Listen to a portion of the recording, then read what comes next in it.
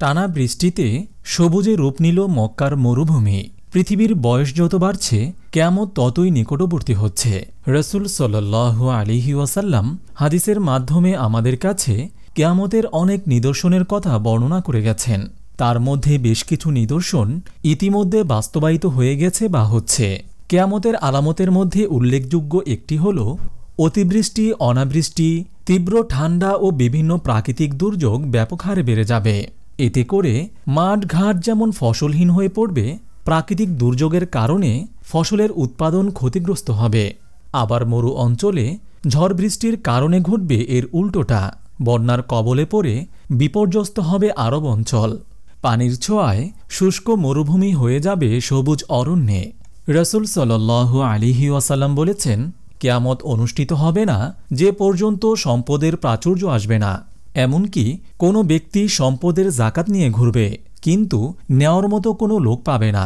আরবের মাঠঘাট তখন চারণভূমি ও নদীনালায় পরিণত হবে। সহিহ মুসলিম হাদিস নম্বর 2229।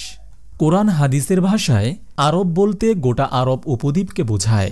আরব উপদ্বীপের দেশগুলো হল সৌদি আরব, কুয়েত, বাহরাইন, কাতার, সংযুক্ত আরব আমিরাত, ইয়েমেন ও ওমান। সম্প্রতি এই আরব দ্বীপগুলোতেই হচ্ছে ঝড় বৃষ্টি, তীব্র বন্যা, ঘূর্ণিঝড়, তুষারপাত। পানির ছোঁয়ায় বলতে গেলে শুষ্ক মরুভূমি ধীরে ধীরে রূপ নিচ্ছে সবুজ অরণ্যে। এর মাধ্যমে মহানবী সাল্লাল্লাহু আলাইহি ওয়াসাল্লামের ভবিষ্যৎবাণী আমাদের সামনে স্পষ্ট হতে শুরু করেছে।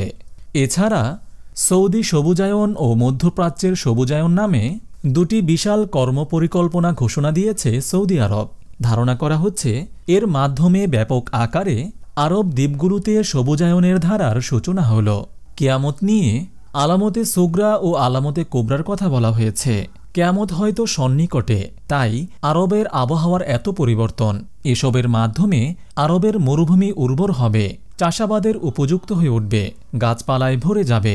এসবের মাধ্যমেই হয়তো আমরা কিয়ামতের আরও নিকটে চলে যাচ্ছি। এসবের কথা হাদিসে নবীজি সাল্লাল্লাহু আলাইহি ওয়াসাল্লাম আমাদের বলে গেছেন। রাসূল সাল্লাল্লাহু আলাইহি ওয়াসাল্লাম যে ভবিষ্যৎবাণী করেছেন, আমরা তার মধ্য দিয়ে পার হচ্ছি বলে মন্তব্য করেছেন বিশিষ্ট আলেমরা। তাদের মতে মরু অঞ্চলের ঝড় বৃষ্টি, বন্যা, সবুজায়ন প্রকল্প সবকিছুই কিয়ামতের আলামত। এসব কিছুর কথাই আমাদের নবীজি হযরত মুহাম্মদ সাল্লাল্লাহু আলাইহি ওয়াসাল্লাম 1400 বছর আগেই বলে গিয়েছিলেন, যা এখন অনেকটাই প্রকাশ্য। আপনি যদি এরকম ভিডিও আরও পেতে চান, তাহলে এই চ্যানেলটি সাবস্ক্রাইব করে পাশে রাখা বেল আইকনটি অন করে দিন।